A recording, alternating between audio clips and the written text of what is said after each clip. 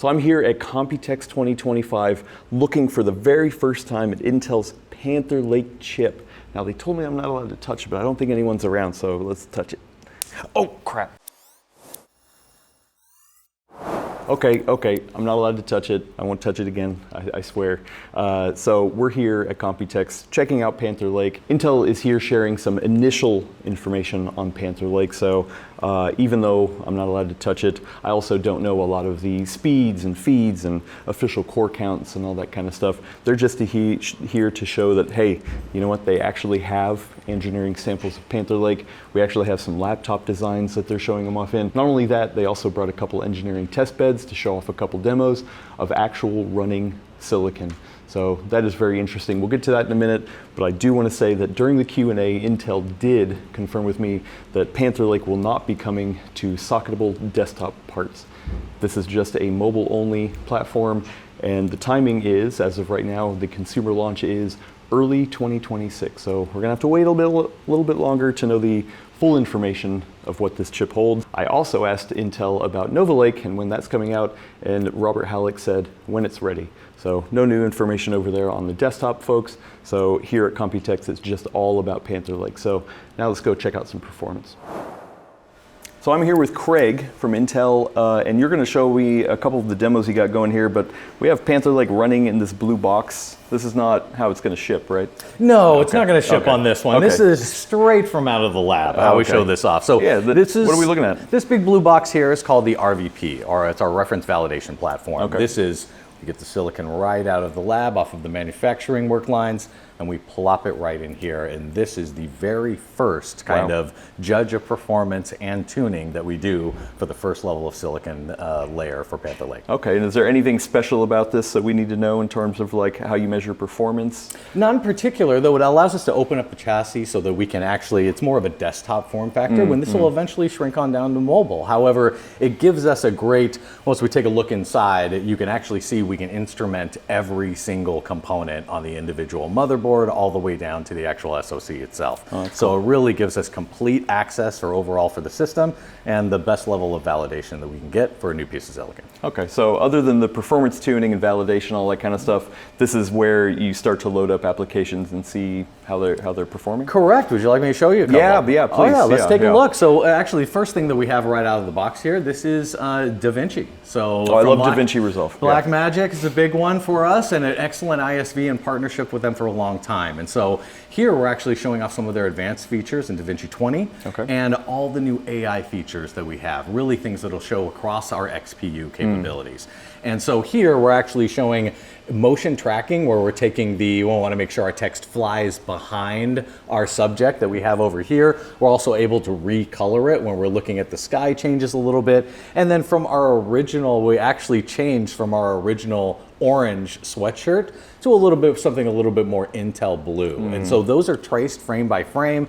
If you were like an old timer in broadcast and you think about this as rotoscoping. Rotoscoping, of course, it's horrible. AI just takes care of it automatically for all of us and makes us all advanced video editors. But yes, the power of AI. The power of AI, it's here. But as far as this being a complete video editing suite is a completely robust example for what we would normally be showing on a first kind of look for a brand new piece of silicon. Yeah, so this is running on Panther Lake. This is running on this machine right now on Panther Lake, and this is all live. We can go ahead and stop all the processing that we want through here, and it's coming off of this machine. Amazingly stable. You haven't seen any blue screens, have you? I have not seen any blue Fantastic. screens. So we're really happy with both the performance and as well as the stability that we're seeing on the silicon right now.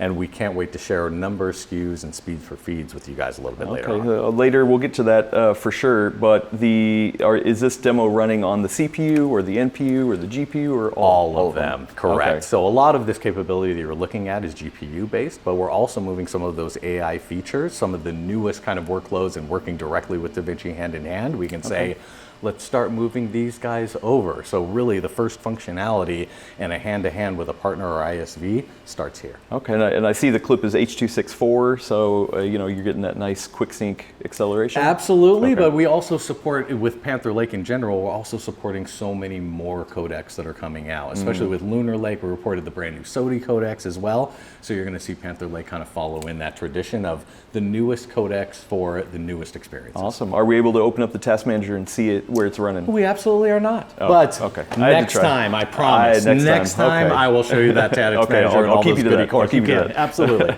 But we got another demo over here? Yeah, let's go ahead and take another look at this one. This one, as far as, this is a great one to show compatibility across the board. And this one, well, if you guys remember Clippy. I love Clippy. Everyone loves Clippy. Yeah, yeah. So, but actually Clippy is in a new form now. So he's a front end for LLM visualizer. So here, I'm able to go ahead and bring this up in the old Windows 2000 kind of look.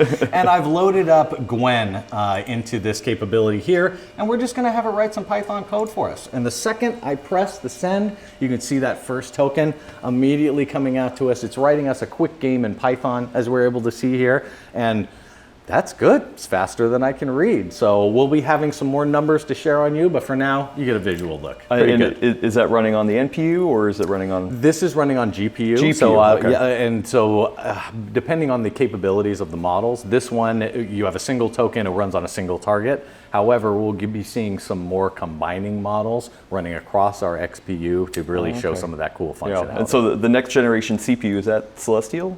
Can you confirm? I can't confirm. Oh, okay. I had to try. I just have to ask. That's all right. That's all right. Feel free. Fire them across. Yeah, okay. This is good for my media training, so this is great. We got one more demo to show off let's here? go ahead and show off this piece. So this is, now that we've moved from our lovely blue boxes over here for the RVP, this is actually out of our Bangalore labs, which is the newest silicon that we have into our development kit. So this is the PTL development kit. And this looks like the Lunar Lake development as well. Very close. Yeah. We take very close to the same shell. Now all the guts are changed, but our developers love this form factor because it's inexpensive, right? We get rid of the screen and battery and a bunch of other pieces, and it just allows them to go ahead and take that hardware in an inexpensive way, have it available, and they can start with the 300 ISVs that we've been working across.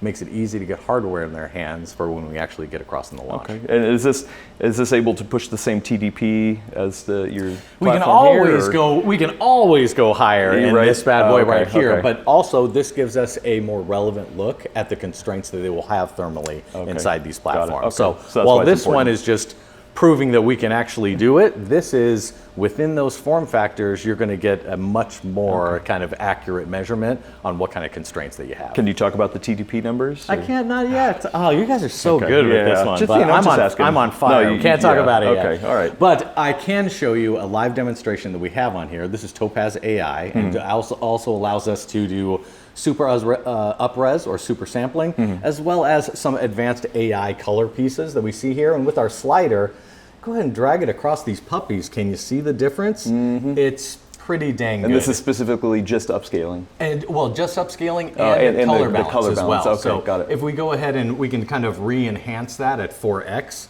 and so we can look at the really fine details as you see for the comparison. And again, this is a pretty intensive workload that we're taking a look at here. Yeah. So really being able to show you guys some of the great stuff, and now that we have Panther Lake just right out the door. So and is this running on the GPU as well, or? This is running on GPU as well, and it has a couple of functions in NPU also. So we'll be talking about this one. So this one is actually fully functioning across both sets. Okay, nice. Can you tell us how this performs differently than the previous Air Lake?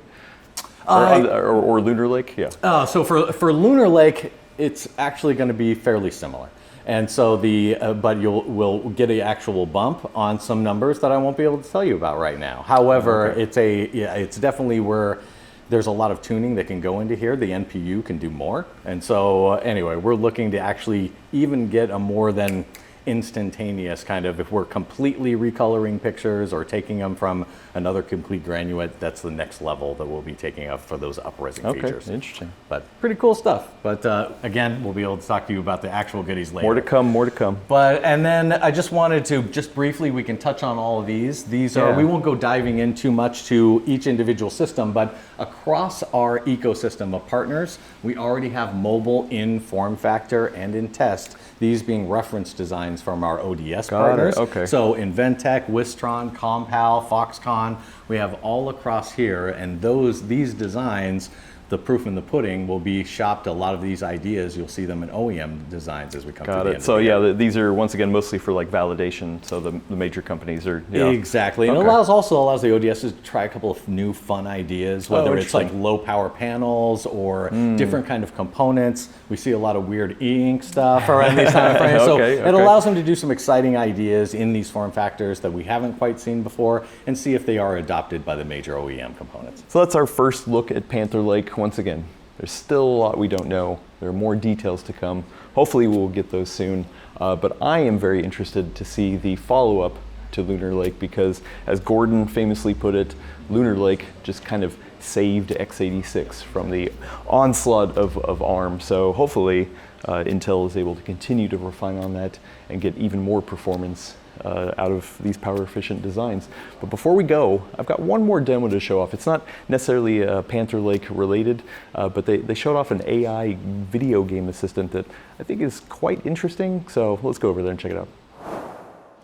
So I think if you're like me, you've been waiting for a killer app when it comes to AI, especially in gaming. There's a lot of interesting ideas being thrown around, but here at Computex, Intel is showing off their AI-assisted coaching, and it's running here in Black Myth Wukong, and I actually think it's quite interesting. So you see a little overlay here. There's a little icon with a brain inside of a controller. There's a little chat window here, but the idea is that it'll watch me play Black Myth Wukong and offer some different scenarios. So let's go ahead and pick it up and just kind of run through those. I'm gonna start running toward this boss encounter over here. I'm not very good at Black Myth, so I'm going to assume I'm gonna die just at the very beginning. So I have played enough Black Myth Wukong to know that there is no map overlay in the actual gameplay. So it is interesting that we're actually able to see one here and it's showing me where the chests are. So that's kind of a cool little thing to help out. But I'm gonna go ahead and charge straight into this boss, and it's gonna say, hey, here's a strategy video to help you defeat this boss, and it's playing down in the corner here. I'm told that this was actually recorded by the developer, and it's the same video every time, so it's not just running out to YouTube and scraping some Let's Play. Now, it showed me a little bit of advice how to play it, so I guess I'm gonna charge in here and just see what I can do. Oh, and I also see at the same time it's telling me to watch out for the attack. That's probably a good idea because, oh, yeah, and I'm not doing a very good job, so let's get some hits in here, shall we? Nope. And it looks like I died. Okay, now I'm real sad, but look, it's the developer is giving me a nice little message to say, hey, keep it up, Adam, try again. And I need it because I am discouraged, and it says, don't be discouraged, so I'm not going to be. So, yeah, Intel tells me that this is something that they're working to make an API that developers can implement into their games. They have worked with the developer of Black Myth Wukong here for this demo. So it's a mixture of Intel working on the technology to leverage the power of the XPU platform in the system here. And FYI, we are running this on an MSI Titan with the top-end Intel 285HX with a 5090, so it's one of those high-end gaming power stations. Unfortunately, it didn't help me to be any better at the game, but that's not Intel's fault. So I am curious to see if other developers will take this and implement it into their systems and hopefully help you in your gameplay journey. Is this something you're excited about? I know this is something that might be a little beneficial to players like me, depending on the situation and how it's implemented in the game.